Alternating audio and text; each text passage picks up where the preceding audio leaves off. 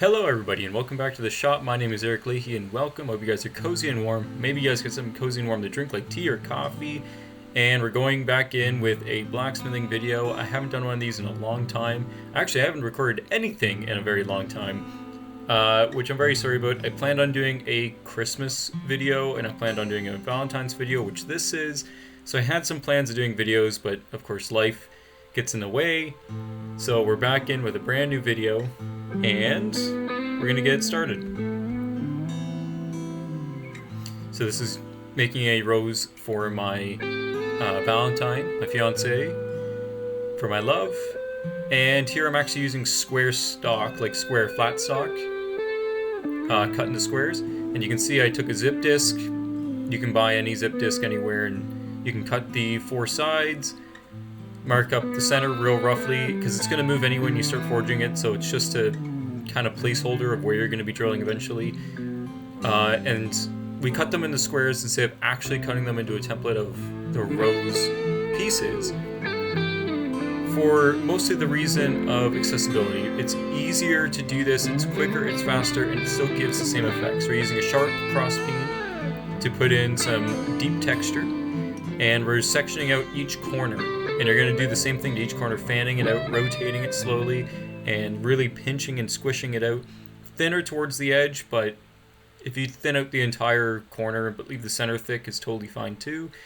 But you're going to do that to every single side as you go around. So we're going to show you there. You can see all the dings and textures, and you want that on the underside. And I'll explain the reason why you want it on the underside more than on the inside.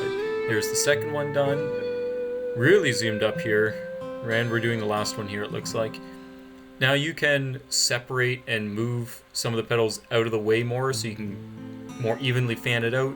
But in nature, nothing is ever perfect. So I didn't really bother too much with it. I even pinched some of the corners on the back side there, flipped it over, and you can see the center punch mark that I put on the back there. That'll come into play a little bit later. Or you can punch your holes. I chose to drill, that's why I put a center mark. But you can punch the holes if you choose. So I got 1 out of 3 done. You can do 1, you can do 3, you can do more than that. It's completely up to you. Here I'm just cold texturing the main stem that's going to be for the rose. Now you can forge it hot, you can do it cold like me. That's completely up to you what your choice is. Here I'm kind of cold bending it to the shape that I kind of want it. You can see some really deep dings near the back end that you'll see me add a little more to. And that's more so for the epoxy to seat really nicely into and bite into. So when it glues to the base, it's totally secure. Being really aggressive with those hits, but when you're forging cold with, I think this is 1/4 inch round, it can be you kind of have to be aggressive when you're cold. So we're putting some slight bends in it. Doesn't have to be perfect, but it's not too bad. Now I'm using the cross peen to add some more texture. I already did it, but I'm just kind of showing you guys what I'm doing, just so you guys get the idea. You can put some heavy dings in it. Give it a spot to bite. And that's the stem. Now I'm going to be welding on the leaves. You don't have to weld on the leaves. If you use flat stock, you can actually chisel it in such a way that you can separate the leaves off of it and make it all essentially out of one piece in a sense for the stem, and then just add the petals later. You can even make the entire rose from one piece if you choose. There is a way to do that. There I'm just showing that you're going to start separating and putting all the pieces on. Now you'll see I'm putting them on upside down. A lot of people that make roses out of really thin, like 16 gauge sheet steel, I think it is really, really thin stuff. They just lightly texture it. Sometimes they don't texture it at all. They just heat it up with a torch, bend and curl all the pieces. But this is the type of flower where you want that texture to show off. And I've seen people texture it and layer it and put it together in a sense where the texture is facing to the center of the rose and you don't get to see it. Of course, I throw my leaves everywhere because, I make a mess. My shop's still messy. I still need to clean it. And there I'm trying to get things fitted. Not totally fitting right, so I'll probably go back and flatten it like I did there and re-add it. There's a close-up shot of me peening it with a round ball peen. I prefer ball peen hammers when peening stuff down like this versus a cross peen. I just find it makes things a little more accurate, a little more smooth. Now I actually made a mistake. I did not peen it down tight enough. And so I actually had to stop heating the rows up and go back and redo it, repeen it once or twice because I wasn't getting it a tight enough fit. I thought it was tight enough, it was not. I should have gone a little more past the tightness that I thought I needed, because then things started wiggling and moving on me, and you don't want that. So I'm starting to curl this up, and this is where the magic happens. When you start curling and rotating and moving things. Now I used to have a vise that actually went in my hardy hole that allowed me to hold stuff like this for curling or twisting or whatever I need. But I went really aggressive on it and snapped it off, so now I gotta fix it. So that would come really in handy, or if you have a post vise nearby, which my shop's way too small for, but if you have a post vise, it's perfect for this. This is an awesome project for couples or for beginners. Plays on a lot of different characteristics and putting all the pieces together. But this is where the magic starts to happen, where as you start to curl it and cinch everything up nice and tight, now you can actually start seeing a lot of the texture you put in. All that hard work, all that texture and beauty is now being revealed from the bottom to the top side, which is what I wanted. I wanted to show off the texture and the time that you put in to do that. Not only is it thinning the material, which I start with about, I think it's 1/8 inch flat stock, by I think 1.5 inches. You can probably do 2 inches wide, and I just cut them into square sections. Super quick, super easy. You can use a shear, you can use whatever you want. You can pre-cut a bunch of blanks. You can do whatever you want. I just chose zip disc because I have no room for anything, and that is the easiest thing I can get a hold of.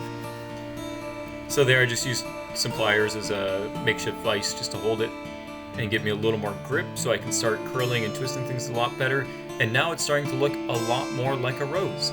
This is starting to look a lot better, which is what I wanted all along. And it's okay to let some of the scale build up on it, because that also adds a layer of texture to it. Which she loved this project, by the way. She thought it was amazing, and you'll see the base I put it in. It's really cool. So we're just trying to get that tightened up and curled around each other. I'm trying to leave it somewhat open, and you can see with that reddish glow from the heat, it looks like a rose now. It actually looks like a proper flower. And I believe I show later on some of the underside, and you can see the texture from the underside as well. From the bottom one, I didn't really flare out as much. And then I'll just take the zip disc and cut that off anyway, so it's not really a big deal. But I'm just using some needle nose pliers and some curved needle nose pliers, and now I'm going to brass brush it. In this video, I should have cut it a little bit more because you don't need to see how much I brass brush it, because oh my god, I brass brush a lot. But I really wanted that gold hue to really stick. And when there's so many sharp edges, sometimes your hand gets stuck or whatever, but you can see that texture from the underside is gorgeous. It's beautiful. And that's what you really want. You can even see it on the rest of the petals from the side view. You can see it from the top view a little bit as it curls around, and it gives that extra layer of depth that I really, really like. I don't like when people try to bandsaw cut everything or whatever to the exact shape of the 4 rounded cloves at start that you have to curl around each other to make the rose. I feel like that takes away from some of the organic texture and character that roses have. Now you can make it work amazingly well, but when you use your cross peen to really fan that material out, then you get a lot more organic look to it, a lot more of an organic feel, and I just think it looks fantastic. And not only that, but it also makes your job slightly easier. So you can see, I probably did a beeswax finish, I believe, on this, and you can see the nice goldish hues it gives, the nice texture you can see. I even used a ball peen hammer to texture the leaves, which there's lots of people who do leaf videos. You don't really need to see me do one. I believe I even made a leaf video in the past, so it's not like they're not out there or they're not around. And you can see that beautiful texture all the way around. And that's why I do the texture on the underside. So as you curl it, it reveals that beautiful texture. And now this is in our house. This is the final look at it. Now I use the MIG welder to attach the stuff, but also give some spot welds here and there for texture on the stem. You don't need to do that. I'd almost prefer you use flat stock and chisel out the leaf sections and then round it out using a guillotine tool or something, the rest of the stem. That gives it a much more one-piece finished look, I would say. The welder is cheating, I would say, for this. It feels like cheating. And that is that. So we're just going to back it up a little bit to where there is a decent picture. Yeah, I'll do that there with the beautiful texture. Let's see if we can see from the top end. There we go. Beautiful. Just what I needed. So that's the rose. That's making the Valentine's rose. I really wanted to record a video because I know this one's kind of short compared to other ones I do. I do plan on recording more in the future, and I need to build myself some sort of schedule where I can continuously upload on a more regular basis because I really like making videos. It's a lot of fun. I just need to find the time and make the time to make my videos. So it's, especially now that I'm starting to work on more editing and snipping pieces together and trying to improve upon that, it takes more time to do that sort of stuff. So if I want to do that stuff, I gotta block out time to do it.